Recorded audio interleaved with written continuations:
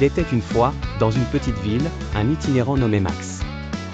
Max était une âme heureuse qui n'avait besoin de rien d'autre que sa couverture préférée et son harmonica.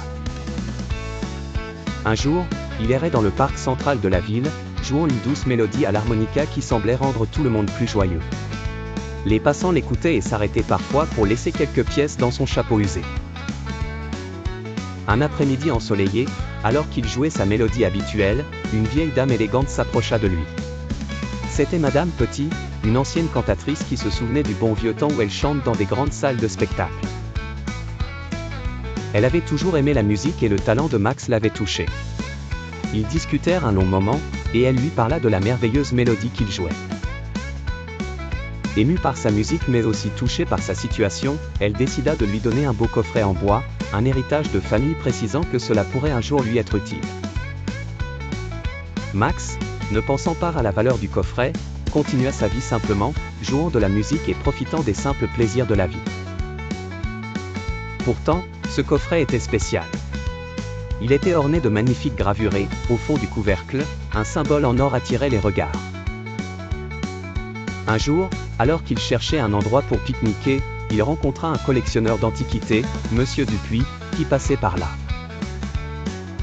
Dupuis, intrigué par le coffret que Max utilisait comme simple contenant pour ses morceaux de pain, s'approcha pour mieux l'examiner. En le voyant de près, ses yeux s'agrandirent de surprise. C'était un coffret rare, presque mythique, que les collectionneurs recherchaient depuis des années. Ce coffret aurait appartenu à un roi lointain et perdu au fil du temps, d'une valeur inestimable. Dupuis, émerveillé, expliqua l'incroyable histoire du coffret à Max et lui proposa une somme d'argent qui ferait de Max un homme très riche. Max, ébahi, ne pouvait croire à sa bonne fortune. Après réflexion, il accepta de vendre le coffret.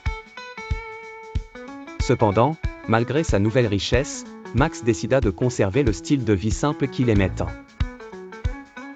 Il utilisa une partie de son argent pour aider d'autres sans-abri à trouver un logement et investit le reste dans une petite maison pour lui, où il pourrait jouer de l'harmonica toute la journée. Et c'est ainsi que Max, sans jamais avoir cherché la richesse, devint riche sans le savoir et l'utilisa pour rendre la vie de ses amis itinérants plus douce. Il comprit que la vraie richesse ne venait pas de l'or ou de l'argent, mais du bonheur simple de vivre chaque jour avec le sourire.